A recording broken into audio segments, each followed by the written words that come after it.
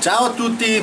Oggi siamo a visitare uno dei nostri sponsor maggiori per l'edizione in corso del Premio Letterario Giorgione, ovvero Fracaro Radindustrie, industria storica di Castelfranco Veneto. Siamo alla Fracaro Radindustrie insieme alla vicepresidente Francesca Genovese che ci parlerà dell'azienda. Francesca, quando e come è nata Fracaro Radindustrie? Allora, Fracaro Radindustrie è nata il 1° aprile del 1933 da un'idea di Giovanni e Bruno Fraccaro, che erano due fratelli di mia nonna. Ecco, loro sono delle persone veramente genialoidi dal mio punto di vista. Inizialmente l'attività era semplicemente commercio di materiali elettrici. Si è sviluppata poi nel costruire reattori per lampade fluorescenti e nel 1954 hanno incominciato a studiare invece il sistema di ricezione della televisione, a fare antenne, quando è nata la televisione. Lo sviluppo vero e proprio dell'azienda e la fortuna dell'azienda è stata quella di dedicarsi alla ricezione della televisione, dei segnali televisivi.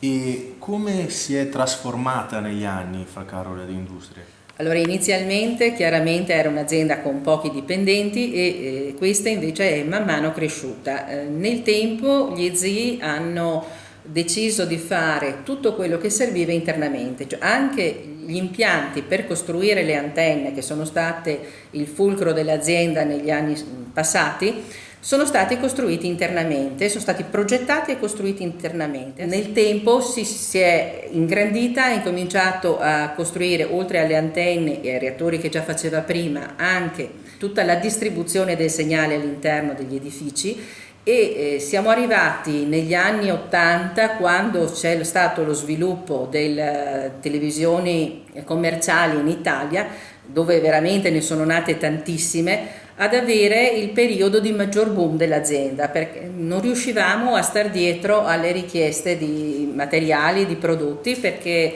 c'era un tale fabbisogno che pur andando a 3 turni con 4 impianti di antenne non riuscivamo a seguire la domanda. Dopodiché ci sono stati vari cambiamenti nel tempo, siamo sviluppati anche, abbiamo cominciato a seguire anche un altro settore, quello dei sistemi antifurto per le abitazioni.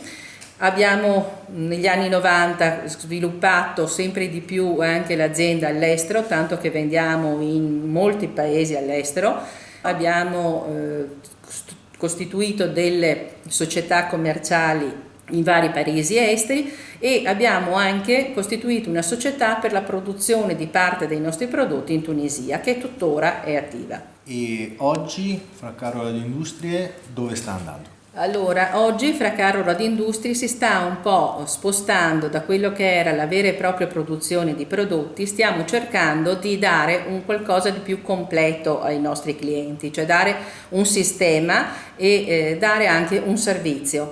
Ci stiamo focalizzando sul casa automatica, sulla domotica, cercando di indirizzarci nella distribuzione di tutti i tipi di segnali all'interno dell'edificio, non solo di quelli televisivi.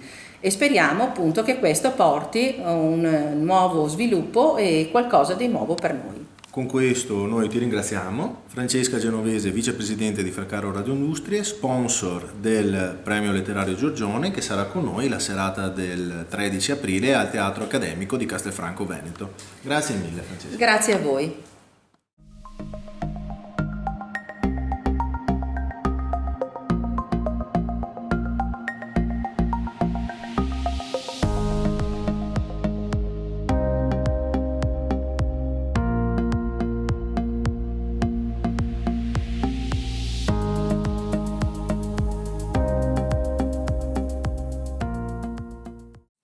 In questo momento siamo nella sala museo di Fracaro Radindustrie col presidente Renato Genovese.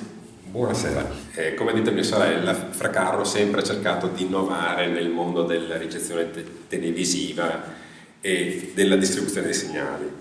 A questo scopo realizzava anche questi opuscoletti che erano delle guide per gli installatori per capire come installare, come fare gli impianti elettrici, e c'erano tutte le informazioni utili per chi iniziava, per chi voleva fare queste cose. Seguendo questo filone di innovazione, Fracaro è stata anche, proprio per l'utilizzo delle radiofrequenze, una delle prime società in Italia che ha iniziato a usare i componenti SMD, quelli che oggi tutti quanti conosciamo perché sono nei telefonini, ma sono nate come prima esigenza nelle radiofrequenze, perché là il problema, il fatto di non avere i piedini lunghi che creavano problemi, era un grande beneficio.